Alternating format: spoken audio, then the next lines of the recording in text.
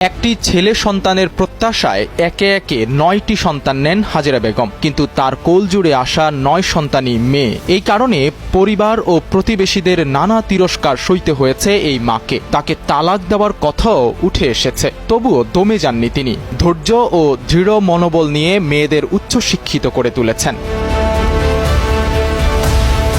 হাজেরা বেগমের মেয়েদের মধ্যে একজন সেনা কর্মকর্তা, 2 জন বিশ্ববিদ্যালয়ের শিক্ষক, 1 জন চিকিৎসক, 1 জন কলেজ শিক্ষক, 3 জন প্রাথমিক বিদ্যালয়ের প্রধান শিক্ষক এবং 1 জন গৃহিণী। যারা একসময় হাজেরা বেগমকে উপহাস করতেন, তারাই আজ এই মায়ের প্রশংসায় পঞ্চমুখ। এখন সবাই বলে আমার মতন সুখী মানুষ কেউ নাই।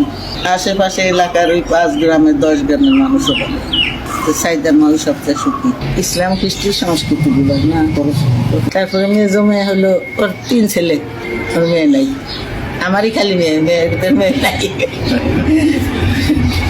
পরে মেজো মেয়ে হলো 2 ছেলে, ওর পছন্দ করে সবাই পারিবারিক ভাবে বিয়া হয়েছে। জামাই দিয়ে টিচার ছিল, মেয়ে চাকরি করে না। ওর 1 ছেলে 1 মেয়ে। তার ছোট ওই যে মেয়ে বিয়ে পাশ করে বিয়েতে প্রাইমারি স্কুলে ঢুকছে।